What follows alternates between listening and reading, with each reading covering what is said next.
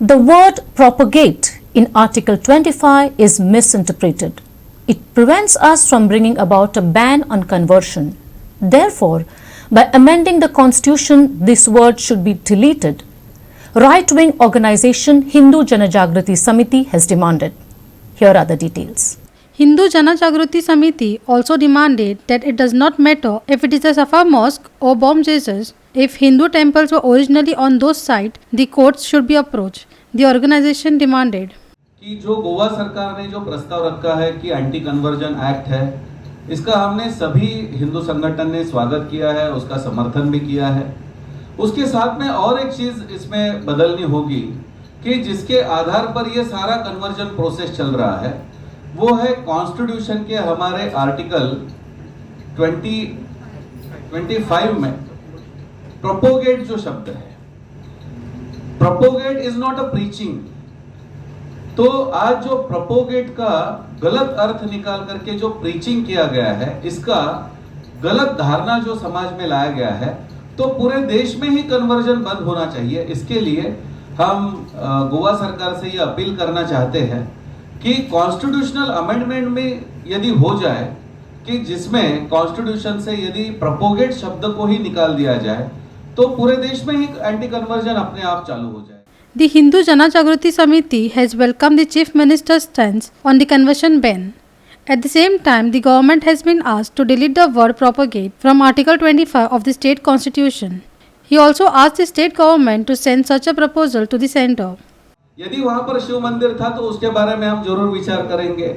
और हमने ये इस अधिवेशन में भी कहा है कि जहां पर भी प्राचीन मंदिर होगा हमारा, उसके हमने डॉक्यूमेंट्स जमा करने चालू किए हैं।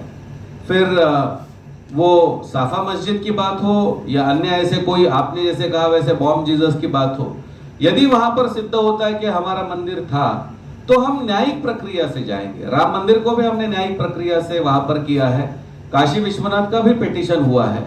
तो यदि वहां पर इस प्रकार से सिद्ध होता है तो हम जरूर डिमांड करेंगे, क्योंकि ये हमारा राइट है। Ramesh Shinde and Esther Dhanraj also discussed some of the topics like Saint Francis Xavier, Jesus, Christianity, halal certification. Listen. ईसाइयत के मूल पुरुष यीशु मसीह भी चारित्रिक पुरुष होने की संभावना नहीं है।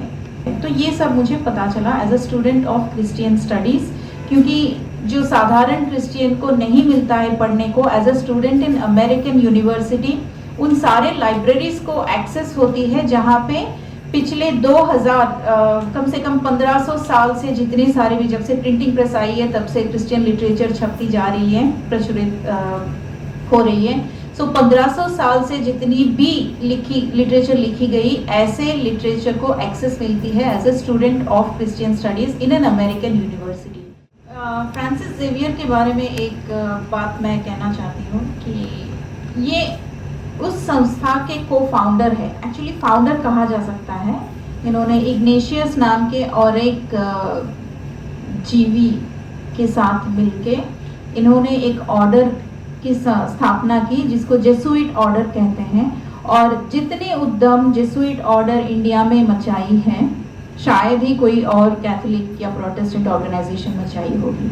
आज के हमारे जितने भी जनजाति कन्वर्ट हो रहे हैं वो जेसुइट ऑर्डर की वजह से, डिनोमिनेशन की वजह से वो कन्वर्ट हो गए हैं। और फ्रांसिस ने खुल के एक पत्र लिखी थी पोर्चुगल के राजा को, जॉन द थर्ड जिसको बोलते हैं राजा। तो उन्होंने कहा कि the necessity for the Christians in the Portuguese Indian capital of Goa is that your majesty establish the Holi inquisition.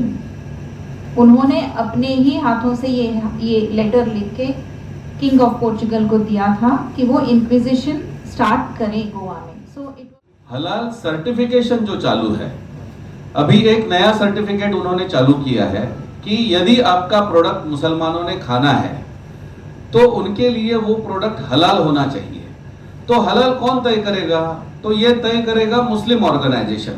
उसके लिए उनका एक व्यक्ति को आपके फैक्ट्री में अपॉइंट करना होगा। तो ये गोवा में चालू हो चुका है।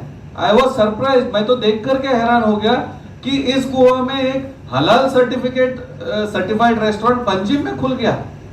तो ऐसी चीजों के अगेंस्ट हम डेफिनेटली काम करेंगे कि हलाल सर्टिफिकेट जो है या हलाल सर्टिफाइड जो भी चीजें हैं उसको बैन होना चाहिए भारत में। This proposal was approved at the Hindu Convention in Goa. The 26 participating organizations will travel across India to raise awareness.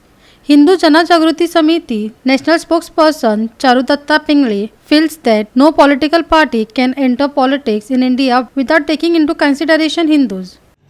ये प्रस्ताव स्थानिक एमएलए है, एमपीज है, उनको देकर इन्होंने इसके संदर्भ में अपने अपने विधानसभा और संसद या राज्यसभा में ये विषय लेकर जनता के भावना अनुकूल अब कानून बनाए, ऐसा संकेत देंगे। और क्योंकि अभी हिंदू भावनाओं को छोड़कर कोई भी पॉलिटिकल पार्टी भारत में पॉलिटिक्स नहीं कर सकती है। Amar Chavriya for Goa 365 from Panji.